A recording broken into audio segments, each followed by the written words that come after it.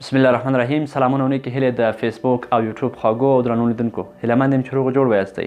اکثرا ستاسو په جریان کې یاستئ. نن ورځ یکشنبه د جون 20 ټولنیزو رسنیو او فضایي تحقیقاتي مرکزونو خبر ورکړی ده چې لمر به ترنزه یا هم تندر نیسي، چې دغه پیښه په هغه صورت کې سرته رسیږي چې د ځمکې او لمر ترمنځ سپوږمۍ واقع شي د یو پردي او حایل په شکل، چې دغه ترنزه یا دغه تندر نیونه به په افغانستان کې په هغه شکل نه وي چې دا به ټول لمر پوښي او رڼاګانې به تر موږ نه رسیږي.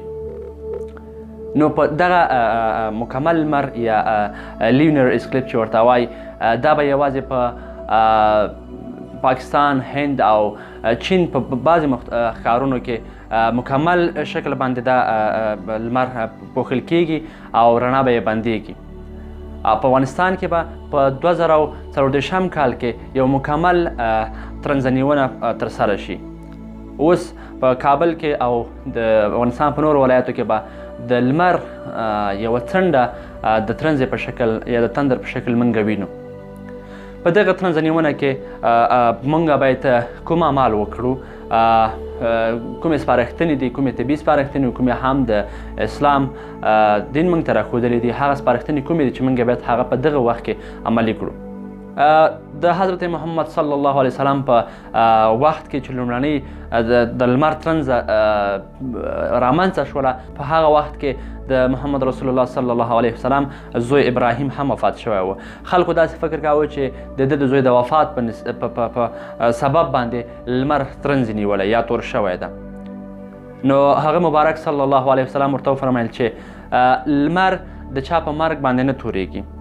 بېشکه لمر او سپوږمۍ د الله تعالی د قدرت د نښو څخه دوه نښې دي، او کله هم چې تاسو په دې حالت کې لمر یا سپوږمۍ وینئ، مثلا چې خسوف یا کسوف منځته راځي، نو تاسو په هغې وخت کې الله تعالی ته رجوع وکړئ، 2 رکعته د کسوف یا د لمر د ترنزې نیولو په نیت 2 رکعته نفل لمونځ وکوئ او الله تعالی ته لاسونه پورته کړئ، دعا وکوئ تر هغې چې په تاسو باندې بیرته رونایي راشي.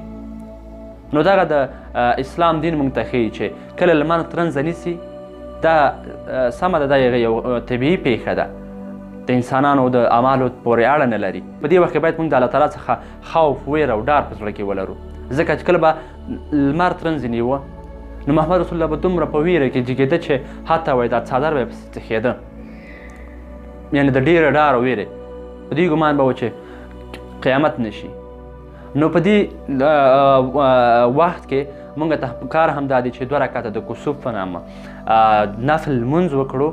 دویم قدم کې د تم دغسې سپارښتنې دي چې هغوی وایي چې په دغه وخت کې چې کله لمر ترنزه نیسي، نو تاسو د هغې ته مه ګورئ، ځکه هغه شعاعات چې مثلا د لمر د نیمه خوا څخه ځمکې ته رارسېږي، یا هم د که چېرته لمر په مکمل شکل ترنزه ونیسي، بیا هم د کنجونو څخه، ځکه د سپوږمۍ د لمر په اندازه ډېره وړه ده، نو مکمل نشي پوښلی. د ژیګانو څخه چې کومې شعاعات یې ځمکې ته رارسېږي، هغه ډېرې مضرې شعاعات دي.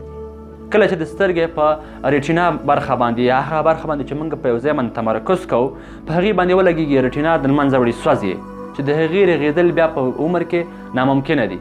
او یو سړی که چېرته یوه ثانیه هم لمر ته په دې حالت کې وګوري، نو هغه خپل ریټینا یا د سترګې هغه مرکزیت یا متمرکزیت له منځه وړي. نو کوښښ وکړئ په دې حالت کې هېڅکله هم لمر ته بدون له هغو یعنې مستقیم ډول لمر ته مه ګورئ. د لمر یا د ترنزې د لیدلو لپاره که ډېر لیواله یاستئ، ډېرې لارې شته دي. لومړنۍ ساده لاره یې دا ده چې کولی شئ د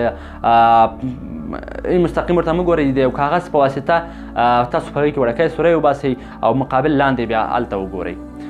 دویم، تاسو کولی شئ چې د هغه عینکې چې د خاص د دغه لپاره جوړ شوي، چې تاسو کولی شئ د لمر ترنزه پرې وګورئ، د هغې څخه استفاده وکوئ، چې هغه متاسفانه افغانستان کې نشته دي. هغه تورې عینکې چې په بازار کې خرڅېږي، هغه غیر طبي او غیر منل شوي عینکې دي، د هغې استعمال تاسو سره مرسته نشي کولی او کولی شي ستاسو سترګې زیانمنې او پرانزخته کړي.